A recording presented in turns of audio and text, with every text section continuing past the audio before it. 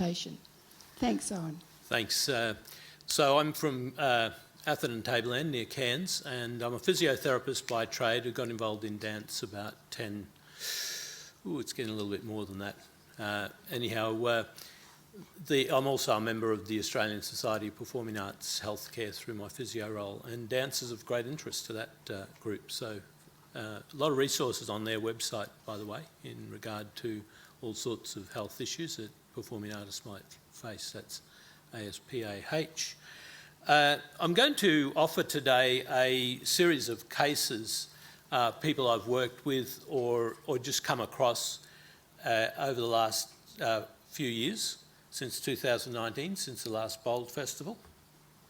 Our first slide I've got up there is a part of an ensemble that worked on some Shakespearean sonnets a couple of years ago. And I've just chosen that photo. A company called Tropical Arts in Cairns does an inclusive Shakespearean set every year. And that photo is inclusive both ethnically as well as ability-wise.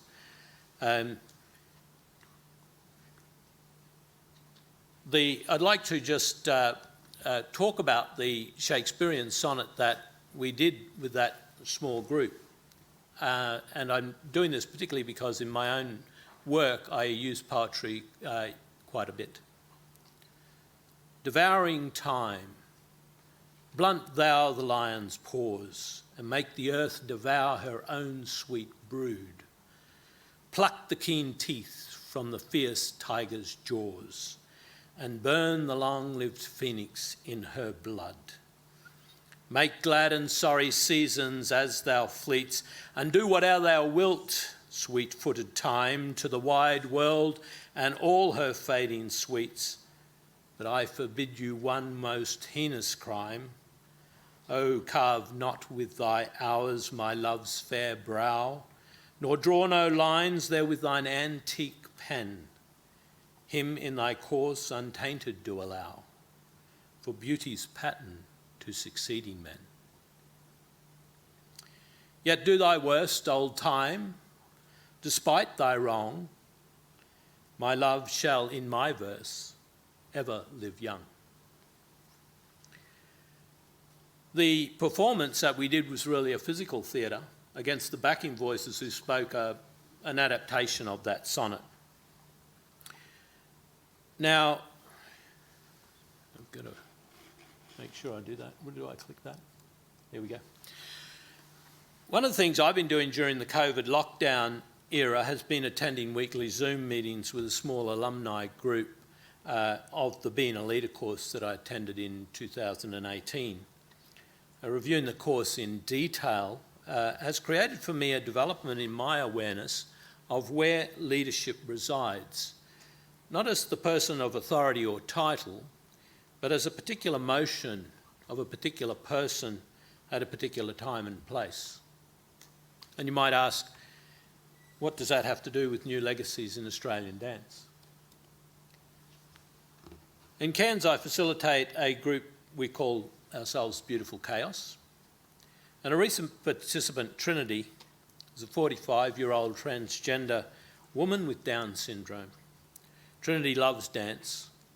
She engages enthusiastically in class and performance, and in available moments spoke about her family, gender reassignment, and her lifelong delight with dance, including burlesque, which was a bit out of my past. So if anybody has a way of providing remote access to Trinity with burlesque, please come and talk to me. Now, Trinity's way of showing up for dance and the team has been for me as the facilitator a delightful challenge in provoking without overwhelming Trinity's memory and creativity and movement conceptualisation. In performance design, I placed myself in the performance role from which I could cue for Trinity. So back to those leadership meetings. One meeting, a woman who had been doing this work in leadership for a number of years declared in exasperation that she didn't see herself as a leader. In that moment, I saw how I was inspired by Trinity. her stand for her gendered self and her dance, and for the team of us as well.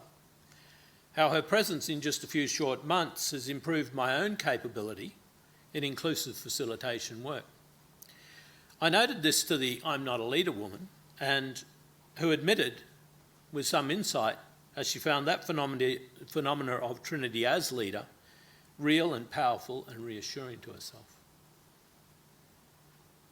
I'm leaving you with these cases a little open-ended so that you can wonder on, oh yeah, what are we really dealing with here in dance and with people of various abilities and our relationships, perhaps as dance facilitators or choreographers and the team themselves. Just after the last Bowl Festival, I took a tour of my movement training model and dance model through the USA, and then presented at a workshop in Israel, the International Scientific Conference for Movement and Cognition. It was a conference set up by a group of neurologists who wanted to talk to people who actually were involved in the movement, and they realised, oh, there's these people called dancers. So it's a conference of neurologists and dancers, and so then they invited the rehab professionals like physios and occupational therapists along. I also found myself, one of the participants in the workshop I did for them was actually a linguist doing a PhD on the movement in the evolution of language. Other people that I worked with, I'll present here, and including Heidi Latsky, who I won't present here, but who is going to be online tomorrow morning. So for any of you, that'll be a wonderful session. My first case is a person who's become a dear friend, Wayne Gilbert. Now, Wayne is a literary teacher and he's a performer poet, and he's had Parkinson's disease for now 23 years. A few years after he had Parkinson's disease, he heard David Leventhal on news in USA, and he had a niece who was a dance coach and said, would you do this training? And they set up a non-profit, and that now runs Dance for PD as well as other performance arts, and they call themselves Art as Action. The thing with Wayne is that he explains that often people don't think he's got Parkinson's after 20 years, and he puts a lot of that down. Well, he puts some of it down to that, well, he's maybe got a slowly progressive form of Parkinson's. But he puts a lot of it down also to the, weekly or bi-weekly dance work that he's done for that last 20 years.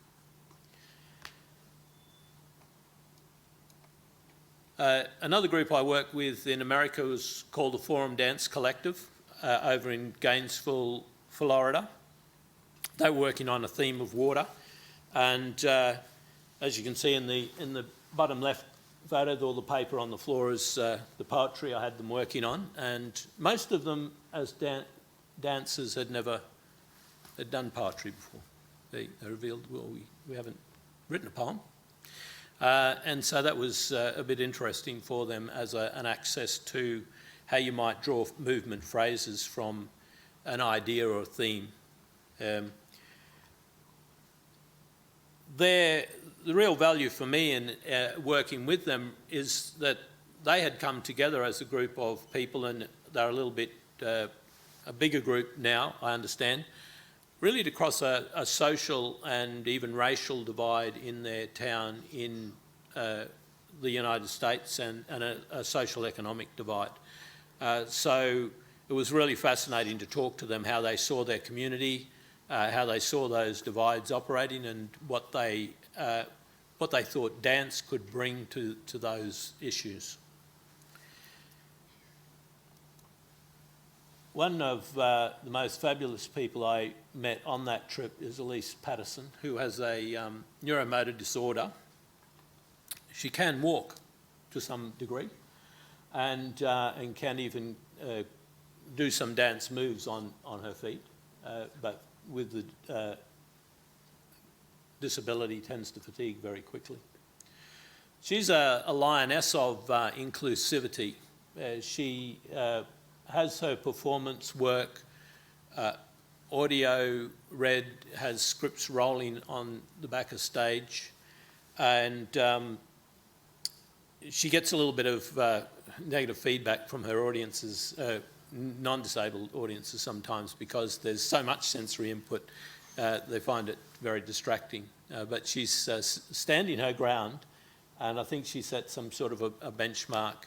As you can see in the lower right-hand corner, there are two very excellent dancers dancing in a choreography with a woman whose really only capacity there is to be able to use the electric control on that wheelchair and keep her head up balanced. And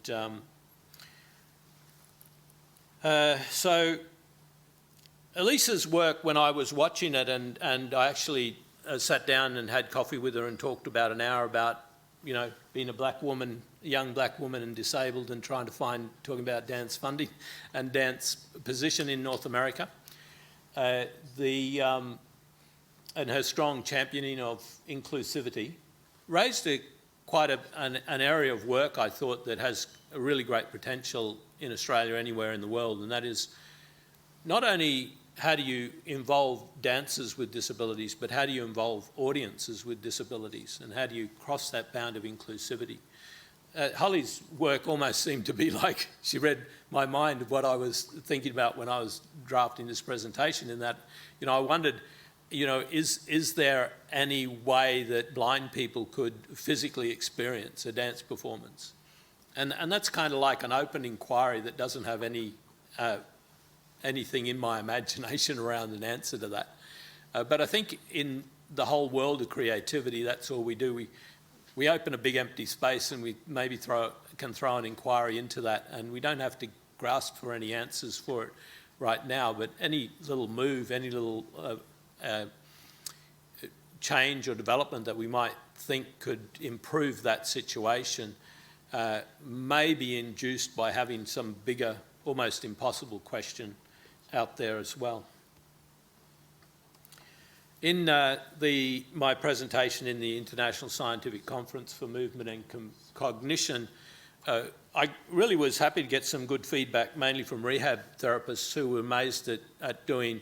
I run on a language metaphor model of movement in a very deconstructive sense. So I get right down to the basis of one finger moving in one direction and how much movement actually is there. And you'll kind of probably know a technical answer to that.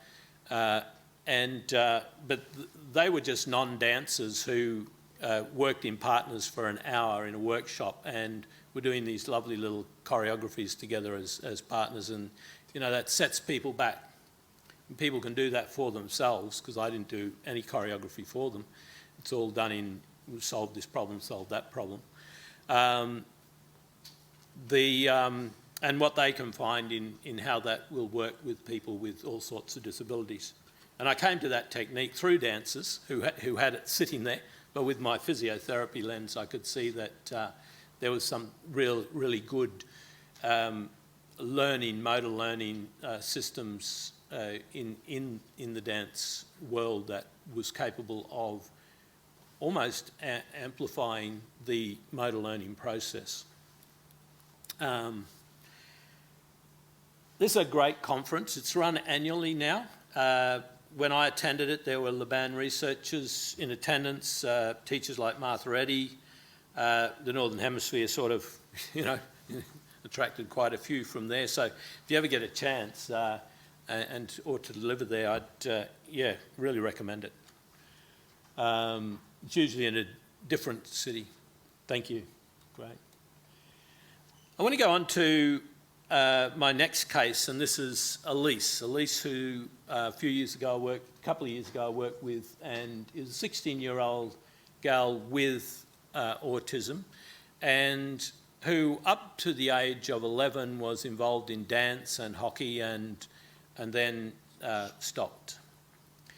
After a couple of sessions, and she came to me through really a referral through the NDIS, and after a couple of sessions she revealed that she won't go to mainstream dance, you know, enough said sort of thing. And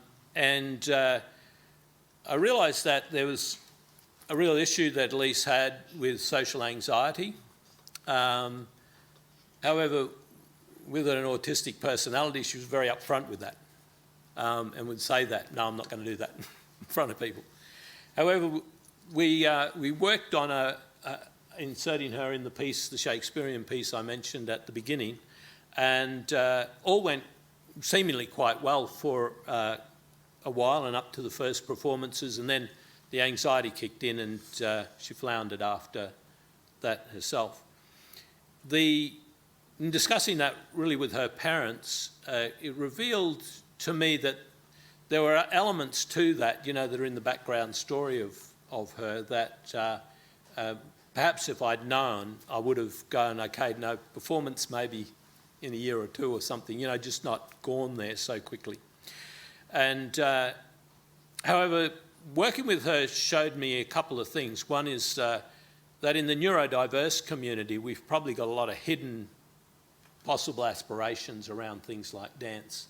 And we can't tap in it because there is a lot of social anxiety also connected with that group of people. And we probably need to work on more bespoke models of training which allow people to really pace themselves, especially young people getting up into their adult years, and you know, pace themselves towards perhaps performance, because I don't think we should ever take performance off the table, even as somebody said here, I never wanted to perform. And yet be able to, you know, have the room and the space for people with social anxiety or autism to, one, work with other people, as well as take their time to build up their capacities. Another little challenge there.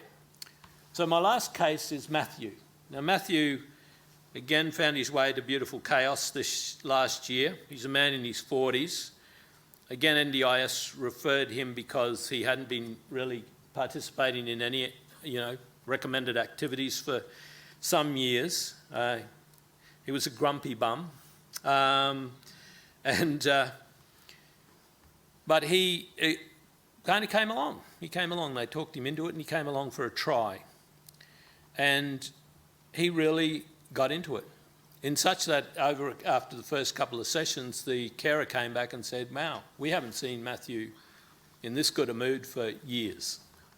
And in fact, if he gets in a bad mood, we put on the music and say, what did you practice last week at class? And Matthew would be doing what he's doing now, clicking his fingers and dancing around. One of the things I noticed with Matthew and his mood and his responses with things is sometimes, because of the intellectual handicap, the conceptualisation of what I was asking in the facilitation model would be a bit overwhelming. And if it was overwhelming, he'd walk away. He'd walk over to his water bottle, he'd drink, he'd ignore everyone. When he first did this, I said to Matthew, I said, was that a bit difficult? And he said, yeah. And I said, yeah, got that. That was a bit difficult. So that's okay. You can hang out until you're ready to come back. And he hung out just as long enough to have a drink of water, and he came back. And I realised that, you know, there's not much agency really goes on in the world of caring for people with intellectual handicap. I could hear and see it in some of the other people that were around him that, you know, he was either getting treated by a child or told how to do literally everything. And I think the only reason that one of the reasons his mood changed, and I think this is something that dancers and dance work can bring, is an adult conversation with people with intellectual handicaps, adults with intellectual handicaps. And I really feel that they're, you know, crying out for it. So those are just a few cases, and I think some of the trajectories that we could potentially see in the unfolding of legacies in Australia for dance and maybe worldwide. And I think we, you know, up in Cairns, we still have challenges really promoting dance, getting people involved, and certainly getting performances developed to a good quality level, especially at the community performance level. So I think performance is life. It might take a while for people to come into dance and to get to performative level stage. However, I think that we need to think of performance not only as a way of presenting an art form to an appreciative audience, but actually as the empowerment of people, as the place where leadership actually occurs from all of the dancers, no matter what ability they have. The transferability of emotional, social and physical skills to the rest of life, and Ruth, I think, raised this as well earlier, and teamwork and leadership. I mean, just thinking of your presentation, Ruth, the potential for connecting, youth dancers, great youth dancers, with people with disabilities at a young age, and what they will learn and others will learn, I think would be huge. So there's a future out there, which the legacy of Australian dance, I think, is powerfully inclusive, collaborative and performative, and that it's embedded in all our communities. Thank you.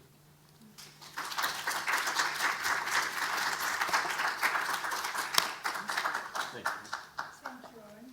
That's extraordinary work. I'm sure everyone will agree. It's just absolutely fantastic. We need so much more of it. And you talked about leadership, and I think, demonstrating leadership. Everyone who's spoken today has demonstrated a level of leadership that we desperately need in dance. But it's there. It's just not always obvious and not always visible.